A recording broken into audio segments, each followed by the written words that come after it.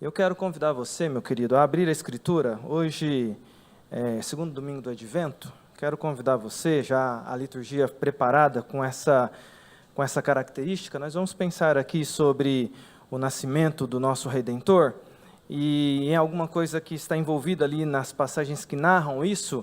E então eu quero convidar você a ler comigo Lucas 2, do verso 25 ao 35, um texto ali dos dias em que Jesus nasceu e acontecimentos que se deram ali naqueles dias.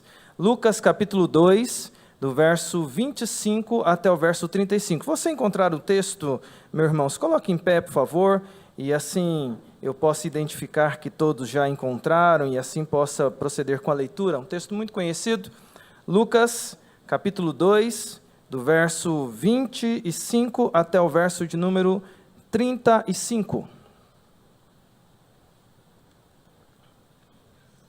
Diz assim a palavra do Senhor.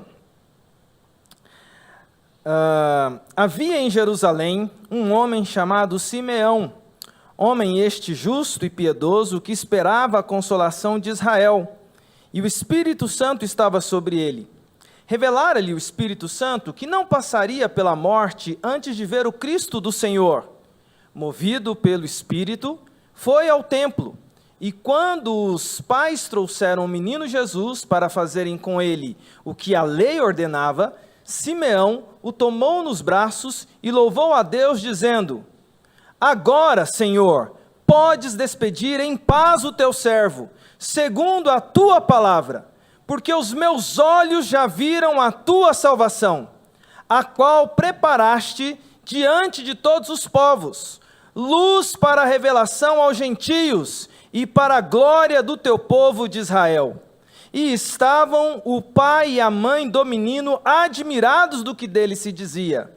Simeão os abençoou e disse a Maria, mãe do menino: Eis que este menino está destinado tanto para a ruína, como para levantamento de muitos em Israel, e para ser alvo de contradição.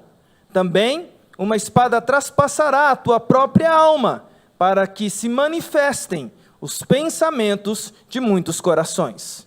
Vamos orar? Pai, nós exaltamos o Teu nome e bendizemos o Senhor por podermos, ó Deus, abrir o livro santo nessa noite e termos aqui, ó Deus, a oportunidade de passar um tempo meditando na palavra do Senhor. Queremos fazer isso, ó Deus, com toda a nossa dedicação de mente e de coração, voltados por inteiro ao Senhor. Por isso pedimos ao Senhor, ó Pai, nos livra de nós mesmos, nos livra dos nossos achismos, nos livra, ó Deus, de sermos, em alguma medida, pessoas que se aproximam de um Teu livro com algum tipo de preconceito. Mas, Senhor, que o nosso coração esteja sedento de receber do Senhor direção para as nossas vidas. Evidentemente, Senhor, que a Tua palavra, ela é poderosa e o Teu Espírito Santo, ó Deus, age com liberdade e poder no meio do Teu povo. Mas, Senhor, aprove ao Senhor também me colocar nessa posição na noite de hoje, de ser, ó Deus, o portador da mensagem. Hoje pela manhã o reverendo Roster colocou a oração dele dizendo que ele não fosse empecilho, e eu faço a mesma oração e o mesmo pedido. Não me deixe ser o empecilho. Tem misericórdia de mim.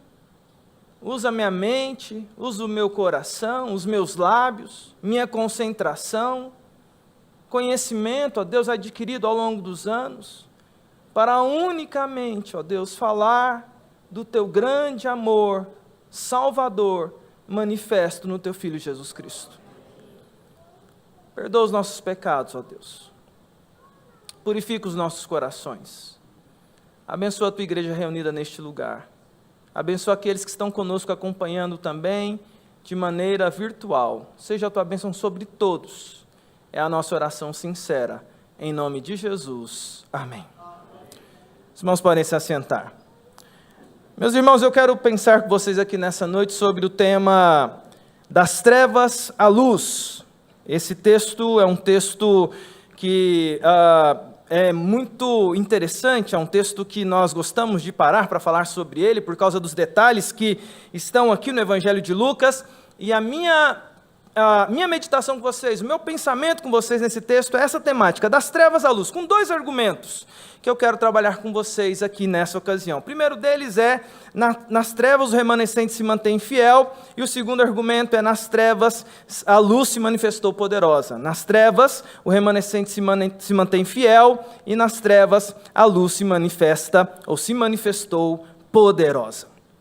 Esse texto de Lucas é muito interessante porque nós encontramos essa narrativa aqui no Evangelho de Lucas, e Lucas, nós sabemos que ele é um dos sinóticos. Nós temos aí Mateus, Marcos e Lucas como evangelhos que têm uma narrativa muito parecida uma com a outra, né? Nós sabemos que muito provavelmente, tanto Lucas quanto Mateus, apesar de Mateus ter sido testemunha, Lucas, que não foi testemunha, o médico, o famoso médico historiador que escreveu o evangelho que leva o seu nome, e escreveu o livro de Atos também, provavelmente tanto Lucas quanto Mateus utilizaram o evangelho de Marcos como um roteiro para que eles pudessem contar a história que eles contam. Por isso é chamado de sinóticos, porque Mateus, Marcos e Lucas têm o mesmo arco de narração, muito parecido, muito próximo um do outro. Tem textos iguais que se encontram nos 3 evangelhos. Mas Lucas, como historiador, ele faz algo que nos chama a atenção como leitores da Bíblia. E Lucas é aquele que, vez ou outra, acrescenta, e ele é o que mais acrescenta histórias que não estão nos outros sinóticos. Você encontra narrativas inteiras que Lucas coloca no seu evangelho que não aparecem em outro lugar. E por que eu estou dizendo isso para vocês? Porque essa história que nós estamos lendo aqui nessa noite, a história da meditação nossa nesse dia de hoje, celebrando aí o Advento, celebrando o verdadeiro Natal, o nosso olhar e perspectiva correta sobre o Natal, esse texto chamado de Cântico de Simeão aqui por nós, aqui na nossa Bíblia, a revista atualizada, mas esse trecho desse encontro de Simeão, né, falei Simão, mas Simeão com Jesus, é um trecho que somente Lucas narra. E é um texto que está envolto em muitas belezas. Das belezas que nós encontramos nesse texto, nós temos o fato de que uma delas, e mexe comigo, é que Lucas foi procurando, e ele fala lá no primeiro capítulo do seu livro, que ele procurou várias testemunhas para contar as histórias que ele conta, e ele entendeu que essa história precisava ser trazida a nós. Porque se você pega a narrativa de Lucas, do nascimento de Jesus, você tem aqui Lucas mostrando para nós que e aqui alguns comentaristas vão apontar para essa característica que às vezes passa um pouquinho sem ser notada por nós, mas é a primeira vez que Jesus está em Jerusalém. Depois do seu nascimento, irmãos, em Belém, depois de se cumprirem os dias, e aí Lucas começa a introduzir essa questão, ele diz, olha, Jesus, cumprindo a lei, os pais de Jesus o levaram a Jerusalém, e tudo indica que esta é a primeira vez que Jesus, Deus encarnado, o Deus triuno, segunda pessoa da Trindade, manifesto, nascido criança, está entrando por aquela cidade tão importante para a história do povo de Deus. E esse movimento de Jesus em Jerusalém, de Deus Filho em Jerusalém, não é uma coisa que passa sem ser notada, é a primeira vez dele na cidade, é a primeira vez dele que ele é levado ao templo para cumprir aquilo que está na ordem, na ordenança, e é escrito ali do verso 22 até o verso 24, com todos os elementos que precisavam ser cumpridos. Jesus cumpre tudo aquilo que estava determinado para ser cumprido por todas as crianças do povo judeu. Mas é o Deus encarnado, Deus Filho, segunda pessoa da Trindade. E aí nós temos esse registro que Lucas faz, de Jesus no templo, e eventos que vão acontecer, porque a salvação está ali, aquele que vai trazer salvação chegou, e nós temos então essa linda história, chamada aí por muitos, né, do Cântico de Simeão, e alguns vão usar até a expressão do Nunc Dimittis, que eu vou falar daqui a pouquinho, mas que eu quero trabalhar então com vocês essa temática, das trevas à luz. Jesus é levado ao templo por seus pais. E a partir do verso 25 até o verso 27, nós temos o primeiro argumento que eu quero trabalhar com vocês nessa noite, meus queridos irmãos. Porque em meio às trevas, o remanescente se mantém fiel. Olha o que diz o versículo 25 até o versículo 27 da Escritura Sagrada.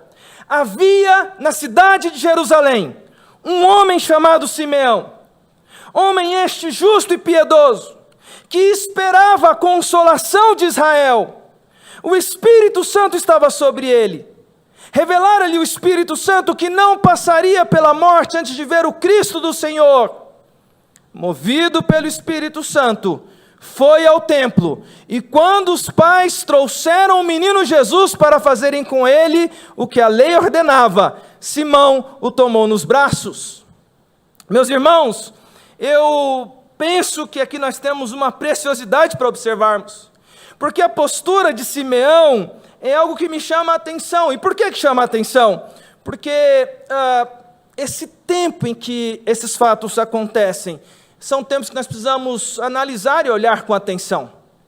Veja, a Bíblia não dá indícios para nós, Lucas não dá indícios para nós, de qual é a idade de Simeão. Há muita especulação em cima. A tese mais comum é que Simeão já era uma pessoa de idade, mas você não tem elementos muito palpáveis para categorizar, falar, não, ele já era um senhor.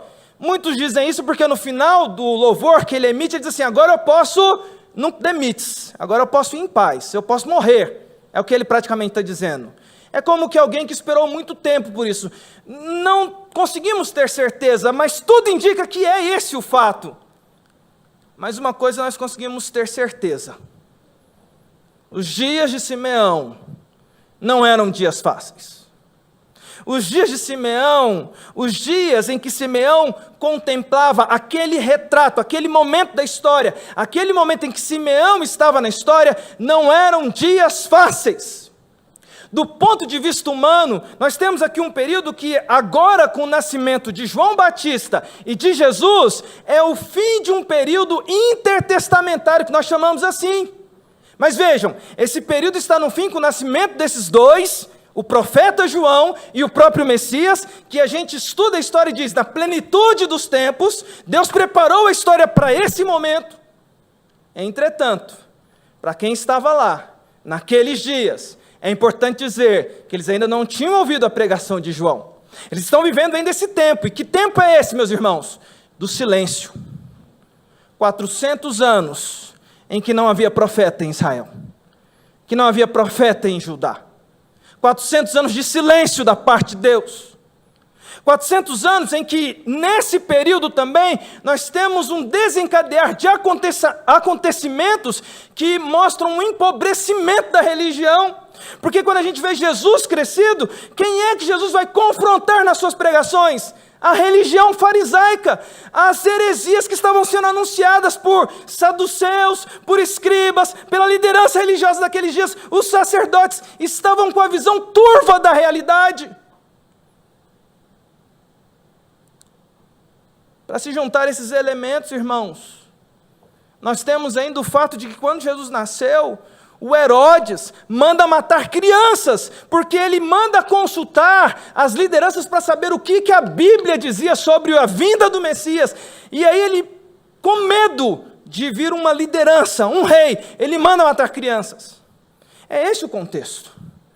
E meus irmãos, não há outra expressão que vem ao meu coração quando eu olho para essa situação histórica, do que senão uma era de trevas, um período de trevas, um período terrível, um período de frieza, um período de dificuldades, um período complexo. Pois bem, pois é nesse período que quando Jesus é levado ao templo, e eu fico imaginando essa cena do Deus que vem em missão, criança, levado a Jerusalém, a manifestação de que Deus sempre controla a história. E essa forma de Deus controlar a história é mostrando que naqueles dias terríveis havia o remanescente fiel.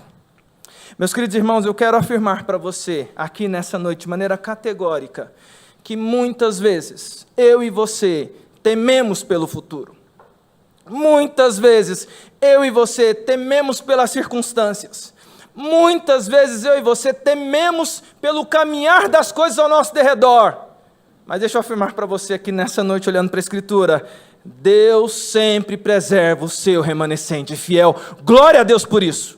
Isso é magnífico, porque olha o que o texto está dizendo para nós. Havia em Jerusalém um homem chamado Simeão, E aí a descrição que vem na sequência, meus irmãos, é dessas descrições que eu rogo a Deus, porque nós somos uma geração que busca títulos, diplomas, nós buscamos tanta coisa para nós, buscamos legado, e eu oro a Deus para que os anjos, ao me descreverem, me descrevam dessa forma um dia, porque eu sei que eu não sou assim, mas que Deus trabalhe para que eu seja. Porque a descrição que a Escritura apresenta, a Escritura não mente, é que naqueles dias terríveis, havia um homem justo e piedoso. E eu gosto de Simeão por causa disso. Me lembra Noé, me lembra esses personagens que fazem a diferença na sua geração. Mas há algumas características em Simeão que me chamam a atenção, porque ele era alguém extremamente influenciado pelo Espírito Santo. Olha o que o texto diz para ele. E é muito interessante os termos que são utilizados aqui, porque ele esperava a consolação, e Jesus depois, quando vai pregar adulto, ele fala que vai enviar o Consolador, que é a missão do Espírito Santo. Olha como ele diz aqui, espera a consolação. Ele tem a influência do Espírito Santo no próprio ministério do Espírito Santo, porque, veja, ele está esperando a consolação, é obra do Espírito Santo, mas o que tem lá mais? O Espírito Santo estava sobre ele, característica desse aspecto ainda, antes da obra consumada de Jesus, o Espírito está sobre a pessoa, mas além disso, diz assim, o Espírito revelava as coisas para ele. E o Espírito tinha dito para ele, Espírito Santo, você não vai passar pela morte sem ver o Cristo do Senhor. Havia uma promessa sobre a vida de Simeão. E o mais bonito é que Simeão confiava nas promessas de Deus. Diz no versículo 27 que além do Espírito estar sobre ele, além do Espírito influenciar ele para ser um homem justo e fiel e piedoso, e que ele esperava a consolação, e que o Espírito Santo tinha revelado algo para ele naqueles dias, o Espírito Santo fazia com que Simeão se movimentasse. Porque diz no versículo 27 que ele foi ao templo naquele dia motivado pelo Espírito Santo. O Espírito o incomodou de tal forma que ele foi ao templo. E quando Jesus chega lá com seus pais, ele está lá, aguardando. Mas não como uma obra da rotina do dia. O Espírito o incomodou, porque chegara a hora de se cumprir o que o próprio Espírito Santo tinha prometido àquele homem. Meus irmãos, é muito interessante ver a história de Simeão. E essas descrições que são feitas sobre Simeão aqui para nós. Sabe por quê? Porque em dias de trevas, Deus mantém o seu remanescente fiel. Deus cuida do seu remanescente, Deus preserva o seu remanescente, e Deus preserva de maneira maravilhosa, porque esse homem aqui, meus queridos irmãos, é alguém que tem noção dos seus dias. Ele não está alheio à realidade. Ele tem noção do que o Espírito Santo está fazendo na vida dele, e ele então é alguém que age direcionado por Deus diante das situações em que ele está inserido. Ah, meus irmãos, querida Igreja Presbiteriana Unida de São Paulo, você tem sido alguém guiado pelo Espírito Santo nesses dias? Você é considerado, não pelos homens, mas por Deus, uma mulher ou um homem cheio do Espírito Santo, justo, piedoso, piedosa. E sabe o que me chama a atenção? É que, mais uma vez falando sobre isso, vez ou outra, e isso é muito comum a nós brasileiros, que temos na nossa história sempre o medo do futuro, é sempre aquela coisa, né? Porque parece que o brasileiro nunca deslancha, sempre tem alguma coisa para dizer o seguinte, parece que vai dar tudo errado de novo, a gente sempre tem esse medo.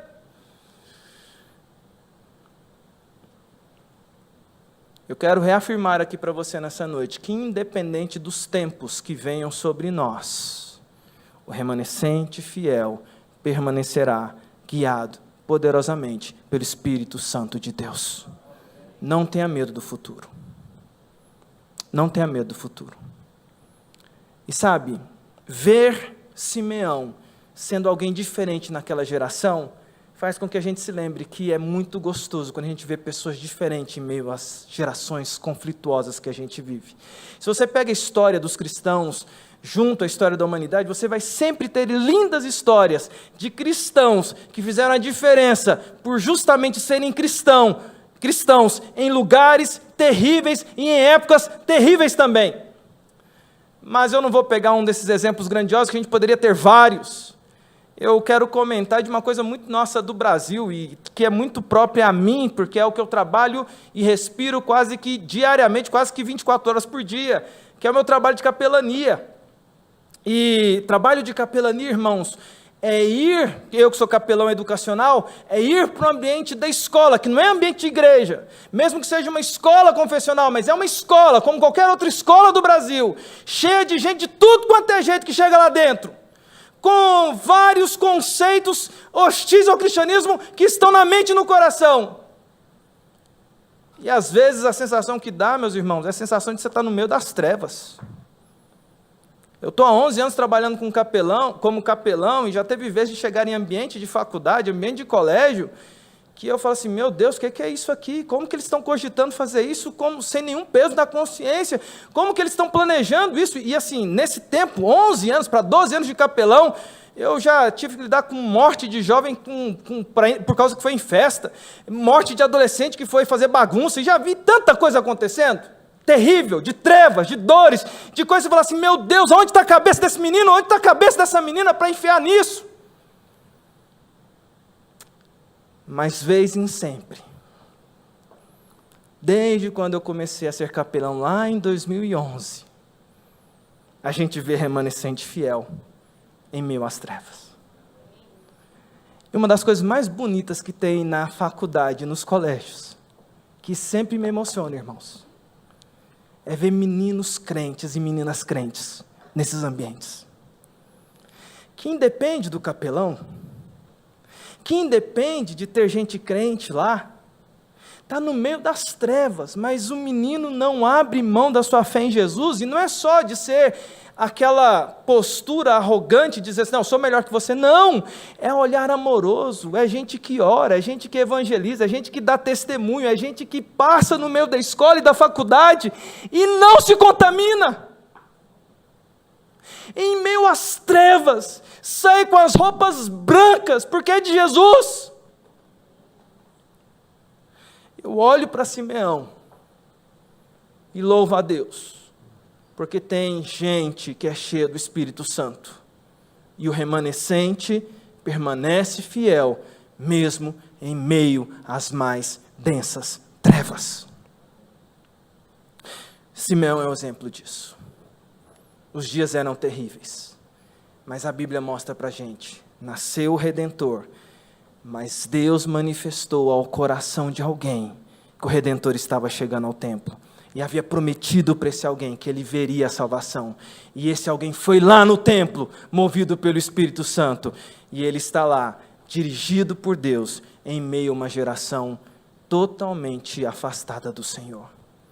Meu primeiro argumento com você, querido irmão, é, ore a Deus, para que independente da época em que você esteja, do lugar em que você esteja, que você seja o remanescente de Deus. Homem, mulher, fiel e piedoso, justo e piedoso, homem e mulher, cheio do Espírito Santo de Deus. Isso me leva ao segundo argumento. Se o meu primeiro argumento com vocês é esse, o meu segundo argumento com vocês é, nas trevas a luz se manifesta poderosa, ou se manifestou poderosa. A Bíblia descreve esse personagem para nós, Simeão. E é bonito porque é a primeira vez Jesus em Jerusalém, eu acredito assim. E há manifestações, Simeão, Ana. Mas quando Simeão vê os pais chegando com a criança, o Espírito revela a Simeão que é aquele que está diante dele, é o Redentor. E olha o que diz o texto na sequência. Verso 28. Simeão o tomou nos braços e louvou a Deus dizendo, agora, Senhor, podes despedir em paz o teu servo, segundo a tua palavra, porque os meus olhos já viram a tua salvação, a qual preparaste diante de todos os povos, luz para a revelação aos gentios e para a glória do teu povo de Israel. O primeiro aspecto é que a Bíblia descreve para nós que existia esse homem, e o contexto em que ele está. O segundo aspecto é o que esse homem vai falar. E há toda uma cena que Lucas descreve. Eu gosto muito de ler Lucas, porque Lucas descreve o que é dito, mas ele descreve o gestual também. E Lucas descreve para nós que Simeão toma aquela criança nos braços. Você já tentou pegar uma criança dos braços da mãe? Você não vai pegando assim de qualquer jeito, especialmente um estranho, né? Você não vai pegando de qualquer jeito, mas Simeão está ali tomado de convicção de que ele está diante do Redentor. Ele pega Jesus Cristo nos braços e ele começa então a proferir algumas palavras. E essas palavras, conhecidas como o Cântico de Simeão, dessa expressão, né? Agora podes pedir em paz teu servo, aí vem a expressão nunc demites, né? Que não é expressão grega, tá? Ela não é grega. Nunc demites é uma expressão do latim, porque nas configurações do advento, entre essas características, você tem então esse trecho desse chamado Cântico de Simeão, que é considerado nunc demites, usado por muitos de nós como parte dessa celebração do nascimento de Jesus, mas é uma expressão do latim. Posso ficar em paz. Nunc demites. Né? Nunca me demitas, viu? Nunc demites. Eu agora descanso em paz. E por que Simeão está dizendo isso? Agora, Senhor, pode despedir em paz. Simeão está com a criança nos braços. Eu fico imaginando a cena dele olhando para o alto. E ele está dizendo essas palavras. E essas palavras são a manifestação daquilo que está no coração de Simeão. E o meu argumento é: nas trevas a luz se manifesta poderosa. Por quê, meus queridos irmãos? Por que ela se manifesta poderosa? Porque o nunc demites de Simeão mostra para nós que o Espírito Santo deu a Simeão algo muito interessante, uma leitura do seu tempo maravilhosa, uma capacidade de interpretação não só do seu tempo, mas de entender que ele está diante do Redentor. Meus queridos, e isso é magnífico, as pessoas só vêm até Jesus se Deus revelar. Aliás, é magnífico esse texto, porque se você pega a primeira parte, diz que Simeão é esse alguém influenciado pelo Espírito Santo. E aqui nós temos nesse texto justamente aquilo que é, pela teologia reformada, a missão do Espírito Santo. Porque qual que é a missão primordial do Espírito Santo? Glorificar a Jesus, apresentar Jesus a nós. E o que o Espírito Santo está fazendo? Apresentando a Jesus, aquele homem. Meus queridos, a alegria de Simeão ao tomar Jesus no braço é a alegria de tomar a salvação. É a alegria de abraçar a redenção. É a alegria de conhecer aquele que te resgata do pecado. É a alegria de saber daquele que vai te livrar do inferno. É a alegria de saber daquele, de estar perante aquele que é o seu rei. E Simeão toma com toda a ênfase nos seus braços e começa então a entoar essas palavras de exaltação, mas que mostram para nós uma excelente leitura do seu tempo revelada pelo Espírito Santo. E eu quero continuar argumentando sobre isso. Por quê? Meus irmãos, é muito importante a gente registrar aqui momentos da história. E veja bem, momento da história em que nós estamos aqui. Nós estamos aqui, nesse momento da história, com a obra de Jesus completa, o ministério dele completo do ponto de vista terreno, porque nós já temos completo a descrição do nascimento, a descrição do ministério, a descrição da morte, a descrição da ressurreição, da ascensão aos céus, e nós estamos na fase do aguardar a volta de Jesus. Mas além disso, nós temos um Novo Testamento que foi escrito para nos fortalecer na fé, e nós temos a revelação que foi dada pelo próprio Deus, pelo próprio Cristo, a João, na ilha de Patmos, que é o livro de Apocalipse, que descreve para nós o fim de todas as coisas. Vamos voltar para a história aqui? Simeão não tinha nada disso. Simeão não tem os evangelhos, irmãos. Simeão está nos evangelhos. Ele está em um evangelho. Mas ele não tem os evangelhos. Porque não tem nem discípulo ainda. Não tem evangelho escrito, irmão. Não tem Paulo. Não tem Paulinas. Não tem Apocalipse. Ele não tem nada disso.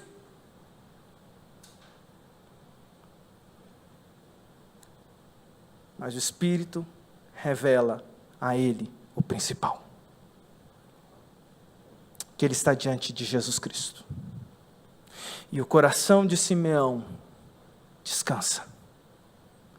Porque sem ter o que nós temos da revelação, sem ter elementos para dizer como seria o ministério de Jesus, como Jesus morreria, como ressuscitaria. E veja que é muito interessante que na descrição de Simeão, o coração dele está no lugar certo, porque ele não diz assim, agora temos um rei que vai dominar sobre o Império Romano. Não, ele não diz isso. Porque o Espírito Santo está guiando o Simeão no coração certo. Ele diz o seguinte, agora a salvação chegou. E olha como é que o Espírito Santo coloca o coração de Simeão no lugar certo. Agora a salvação chegou para mim, para o meu povo e para os gentios. A salvação não é só para a gente. A salvação é para todos. A redenção chegou. É como se Simeão estivesse dizendo, eu estou com o fim da história nas minhas mãos. E eu estou em paz. Eu posso ficar tranquilo. Eu não sei o que vem pela frente, mas eu estou tranquilo.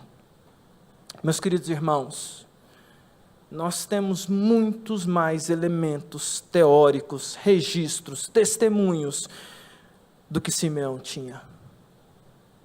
E a minha pergunta para você é, por que você duvida tanto? Quando eu olho para Simeão, no período do Natal, tendo o que nós temos, eu ergo os olhos ao céu e grito, Maranata, vem, Senhor Jesus. Porque essa promessa que ainda não se cumpriu, meu querido irmão, vai se cumprir em breve. Jesus voltará. Todas as promessas que foram feitas foram cumpridas. E a da sua volta se cumprirá em breve tempo. Mas eu quero caminhar para o encerramento da mensagem. E eu quero caminhar, encerrando primeiro esse tópico aqui, porque o meu convite aqui nesse tópico é conversar com vocês pensando, no meio das trevas a luz se manifestou poderosa. É interessante que Simeão usa essa expressão aqui, luz para a revelação dos gentios. Eu gosto dessa expressão que Simeão usa, porque a própria expressão luz vai ser usada por Jesus nas suas pregações, nos seus ensinos. O Sermão do Monte, o seu primeiro sermão, em que ele reúne uma multidão, ele vai falar durante o sermão sobre luz. Eu me lembro, e eu quero contar essa história, que eu gosto muito dessa questão de luz e de entendermos que Jesus é a luz que rompe as trevas e rompe de maneira poderosa. Eu me lembro quando, em 2013, e essa é uma história que eu sempre conto ela porque é uma história que me cativa, é uma história que eu tenho muito carinho por ela.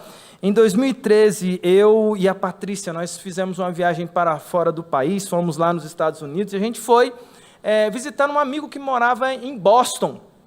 E nós ficamos ali 17 dias com eles, foi um presente que Deus nos deu naquela época, e a gente então foi lá em 2013 nessa cidade, fomos em Nova York, fomos em Boston, e um dos dias que a gente estava lá na casa desse amigo nosso, pastor, que era pastor lá nos Estados Unidos, pastor brasileiro que tinha ido para lá, ele pegou e falou assim, Alexandre, deixa eu te levar. Ele tinha me levado para conhecer Charles River, que é um rio famoso lá de Boston, tinha me levado para conhecer os lugares, tinha me levado para conhecer cemitério, até esse lugar ele me levou para visitar, cemitério, hospital, tudo ele me levava para visitar. Eu tirei foto até com extintor lá tirei foto com tudo lá, até com extintor de incêndio eu tirei foto, para vocês terem noção, né?